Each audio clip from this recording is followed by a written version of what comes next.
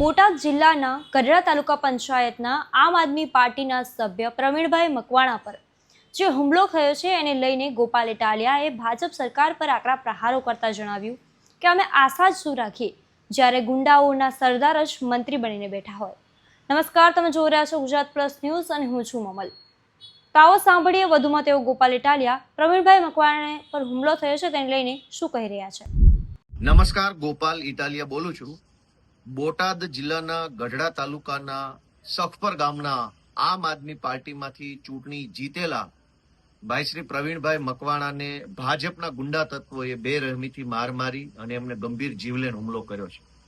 કોળી સમાજના આગેવાન એવા પ્રવીણભાઈ મકવાણા જ્યારે ચૂંટણીમાં ઉભા ત્યારે ભાજપના ગુંડાઓએ એવું કહેલું કે આ સીટ તો અમારા બાપ દાદાની પેઢી છે, અહીંયા કોઈએ અમારી સામે ફોર્મ નહીં ભરવાનું, નહીતર પરિણામ સારું નહીં આવે।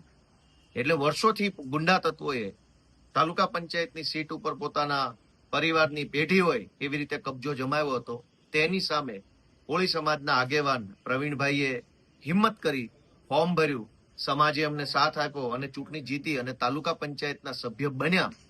તો આજે એમની ઉપર આ ભાજપના ગુંડાઓએ જીવલેણ હુમલો કર્યો છે। એમના હાથ પગને પણ ખૂબ ગંભીર ઈજા પહોંચી છે, શરીરમાં અન્ય જગ્યાએ ગંભીર ઈજા પહોંચી છે। ત્યારે ગુજરાતભરની જનતાને એટલું જ કહેવાનું કે આ ગુંડાઓને આપણે ક્યાં સુધી સહન કરીશું। કોઈ વ્યક્તિ જનતાના મતથી, જનતાના આશીર્વાદથી ચૂંટણી જીતી જાય તો પછી ભાજપ વાળાએ પોતાની હાર સ્વીકારી અને કામે લાગવું જોઈએ, પરંતુ હાર સ્વીકારવાના બદલે, હાર પચાવવાના બદલે જીતેલા ઉમેદવાર ઉપર હિંસક હુમલો કરવો એ ગુજરાતની સંસ્કૃતિ નથી।